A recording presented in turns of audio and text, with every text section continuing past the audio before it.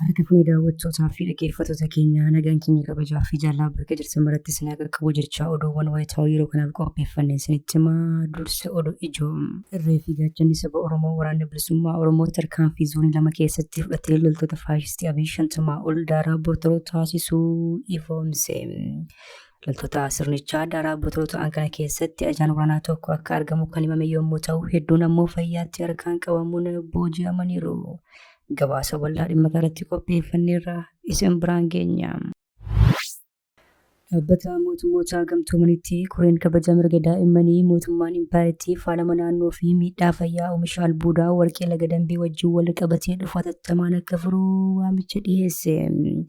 Koreen kun waamicha isaa kana kan dhiyeesse dhaabbanni mirga lamaaf falmu Human Rights Watch naannichatti miidhaan fayyaa daa'immanii ciminaan mudachaa jiraachuu ibsuu hordofeetu jedhame. Kanas qindeeffanneerraa ni balballoomsina.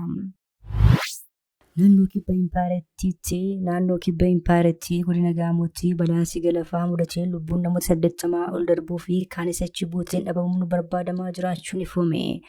Badhaasi lafaa lubbuu namoota dabarse kana hordofuun gaddi guyyaa 3 turu paarlaamaa impaayiriittiin labsameera. Kanas ni balballoomsina.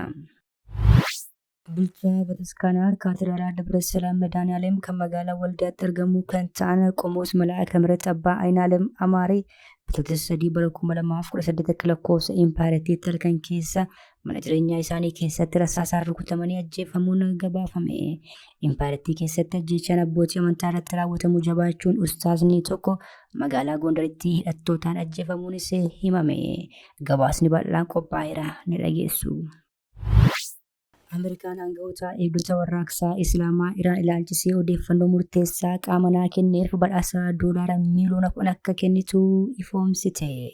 Pireezidaantiin Ameerikaa Doonaald Tiraamp jalqaba Moojtaabaa Kaamenii karaa TV mootummaa Iraan darbee booda waa'ee miidhamuu hoogganaa kanarratti waan dubbatan qabu. Kanas ni balballoomsina. Odeeffannoo wayitaawaa impaayiriitti fi Oromiyaa keessaa yeroo yerootti argachuudhaaf toora YouTube chaanalii kanaa subscribe, like, share taasisaa jechaan gara oduu bal'inaan qopheeffanneetti isin dabarsa. Irree fi gaachanni saba Oromoo waraanni bilisummaa Oromoo tarkaanfii zoonii lama keessatti fudhatee loltoota faashistii Abiy 50 ol daaraa boortoo taasisuu ifoomse.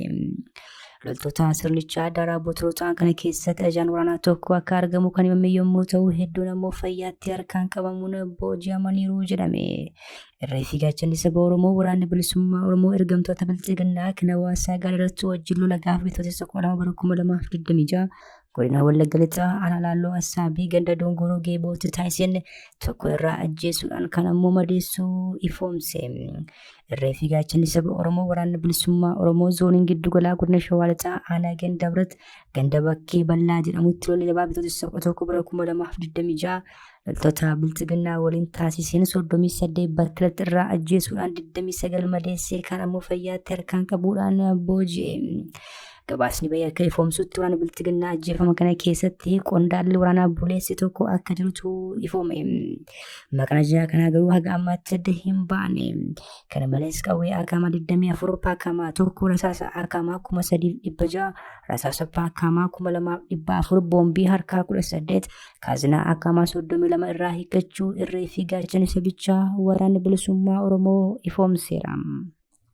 Bifuma wal fakkaatuun waraanni bilisummaa Oromoo zoonii lixaa godina Qeellam Wallaggaa aanaa Daallee Waabaraa ganda Harroojjii Waaboo iddoo addaa Abilaalaa jedhamu keessatti lola jabaa gaafa bitootessa 1 bara 2026 taasisee loltoota bilchiginaa kan uummata darbuuf bobbaate daaraa boortoo taasisuun torba fayyaatti harkaan qabu ifoomse. Gama meeshaatiin ammoo qawwee akamaa 24 rasaasa akamaa fi bireena hedduu irraa hirkachuu waraanichi ifoomseera. Dhaabbata mootummoota gamtoomanitti koreen kabaja mirga daa'immanii mootummaan impaayiriitti faalama naannoo fi miidhaa fayyaa oomisha albuudaa warqee laga dambii waliin wal qabatee dhufu hatattamaan akka furu waamicha dhiyeesse. Koreen kun waamicha isaa kana kan dhiyeesse dhaabbanni mirga lamaaf falmu Human Rights Watch naannichatti miidhaan fayyaa daa'immanii hammaachaa jiraachuu ibsuu hordofeetu jedhame. Human Rights Watch ibsa baaseen koreen gamtaa mootummoota murtee jaaguraan alaa bara 2026 keessa dabarseen mootummaan impaayiriitti miidhaa hawaasummaa fayyaa fi naannoo daa'immanitti geessisu furuuf tarkaanfii akka fudhatu gaafatee ture.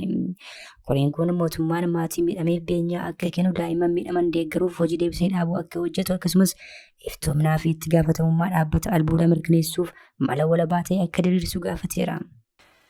Waamichi kun komii jiraattota naannoo Oromiyaa godina Gujii aanaa Oddoo Shaakkisoo naannoo Albuuda Warqee Laga Dambii jiraatan waggoota hedduuf faalama kanaan wal qabatee haadholirraa ulfirraa ba'uu daa'imman du'anii dhalatan akkasumas daa'imman dhukkuba yeroo dheeraa qabamanii dhalatan irratti kaasan hordofee kan dhufe ta'uu koreen gamtaa mootummootaa ibseera.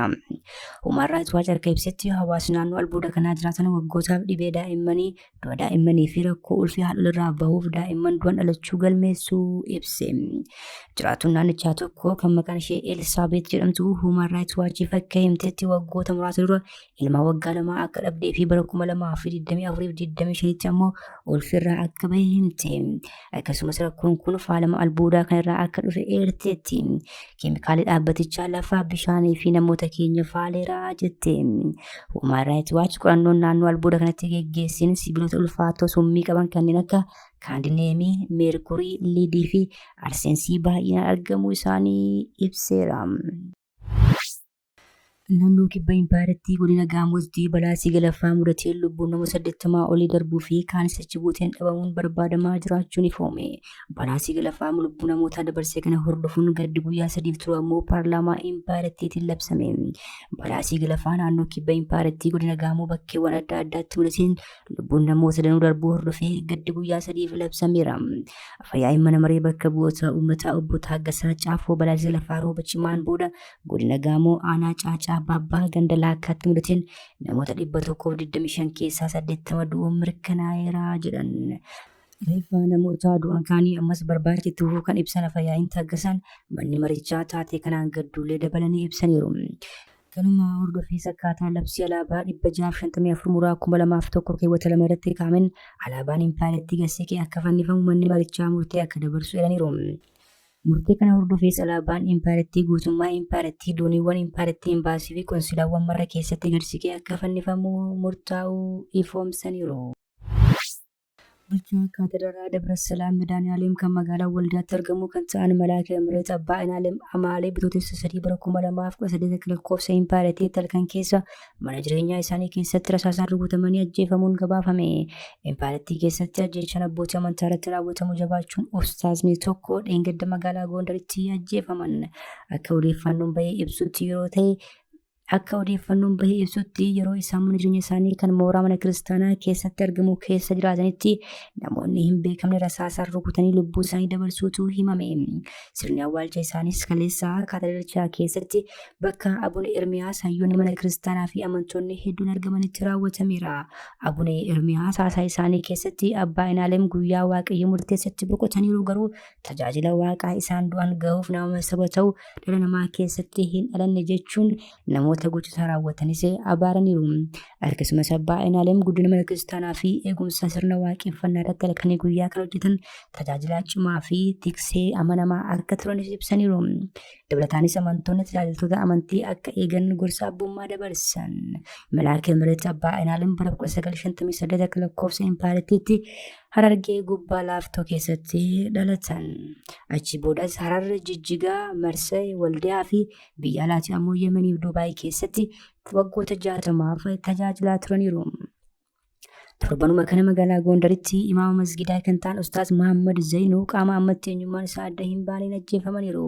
Ustaaz Muhammad guyyaa ajjeefaman kana gara masgidaa deemuun salaataa akka tawaarii erga taasisanii booddee osoo gara mana isaatti deebi'aa jiranii hidhattootaan magaalaa Gondar keessatti ajjeefaman. Ameerikaan aangawoota eegdota warraaqsaa Iraan ilaalchisee odeeffannoo murteessaa qaama naa kenneef badhaasa doolaara miiliyoona 10 kenna jechuun beeksifte. Kunatu kanaan jiru pirezidaantiin Ameerikaa Doonaald Tiraamp ergaa jalqabaa Moojtaabaa Kaamenii karaa TV mootummaa Iraan darbee booda waa'ee miidhamuu hoogganaa kana dubbataniiru. Waajjirri Haji Alaa biyyattii maqaa aangawoota waraanaa barbaadaman 10 ifaa godheera. Isaan keessaa maqaan ibsame kan aangawoota 6 qofa. Isaan keessaa maqaan hoogganaa olaanaa Moojtaabaa Kaamenii fi hoogganaa olaanaa mana maree nageenyaa biyyattii Alii Laarjaanii keessatti argama. Laarjaaniin kaleessaa hiriira deeggarsaa magaalaa Teheraan keessatti geggeeffame irratti mul'ateera. Pirezidaantiin Ameerikaa Doonaald Tiraamp erga jalqaba Moojtaabaa Kaamenii karaa TV mootummaa Iraan darbee booda waa'ee miidhamuu hoogganaa kanaa dubbataniiru.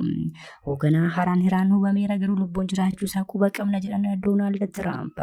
Rooyiters qondaala Iraan maqaan hin eeramne wabeeffachuun akka gabaasetti yoo ta'e hoogganaan Iraanaa Kaamenii haleellaa Yuunaayitid Isteetii fi Israa'el irratti raawwatamaniin qaamni isaa gartokkeen miidhameera. Haa ta'u malee dhimma kanarratti gama mootummaa biyyattiinis ta'e miidiyaaleen biyyattii gabaasa bal'aa qabatanii hin baane. Hordoftoota hordoftoota keenya oduu sa'aatii kanaaf qabannee dhiyaanne kana gammachuu hordoftan ture. Oduu biraan hanga walitti deebinutti nagaa ta'a. Haga dhagaa.